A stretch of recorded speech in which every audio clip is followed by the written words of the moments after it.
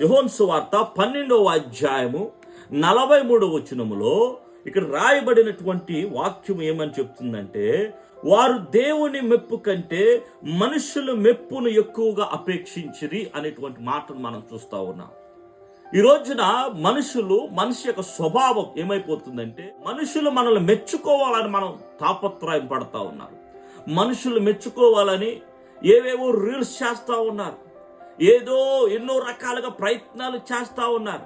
ఏమంటే ఆ లైకుల కోసం, ఆ షేర్ల కోసం, ఆ సబ్స్క్రిప్షన్స్ కోసం ఏమంటే మనుషులు తెగ ప్రయత్నాలు చేస్తూ ఉన్నారు. ప్రియదేవుని సంగమా, ప్రభువు మెచ్చుకునే వ్యక్తిగా నీవు ఉండాలి. మరి ఇక్కడ బైబిల్ తెలియజేస్తూ ఉంది, వారు దేవుని మెప్పు కంటే మనుషుల మెప్పును ఎక్కువగా అపేక్షించిరి అని అంటున్నారు. అంటే ఏంటి అర్థం ఏంటంటే, దేవుడు మెచ్చుకుని మనుషుడు ధన్యుడని బైబిల్ చెప్తా ఉంది. కానీ దేవుని మెప్పు కంటే ప్రజల మెప్పును ఎక్కువగా కోరుకుంటా ఉన్నారు. దేవుడు మెచ్చుకున్నా మెచ్చుకోకపోయినా నాకు పర్వాలేదు అన్నట్టు రీతిగా, నన్ను మనుషులు మెచ్చుకోవాలి అనేటువంటి రీతిగా వారి ప్రవర్తన ఉంటుంది, వారి జీవితాలు ఉంటూ ఉన్నాయి. ఎవరిని ప్రియదేవుని సంగమా, ఈ దినాన్న నీవు ఎవరి మెప్పును నువ్వు కోరుకుంటూ ఉన్నావు? దేవుని మెప్పును కోరుకుంటున్నావా? మనుషుల మెప్పును కోరుకుంటూ ఉన్నావా?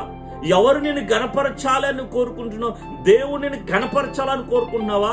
మనుషులు నేను గణపరచాలని కోరుకుంటూ ఉన్నావా?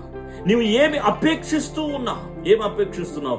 మనుషుల నుండి అపేక్షిస్తున్నావా? దేవుని నుండి అపేక్షిస్తూ ఉన్నావా? బైబిల్ చెప్తా ఉంది, వారు దేవుని మెప్పు కంటే మనుషుల మెప్పును ఎక్కువగా అపేక్షించిరి అని బైబిల్ సెలవిస్తుంది. నీవు ఎప్పుడైతే మనుషుల మెప్పును ఎక్కువగా అపేక్షిస్తూ ఉన్నావో, ప్రియదేవుని సంగమా, నీవు నాశనానికి వెళ్ళే దారిలో ఉన్నావని అర్థం.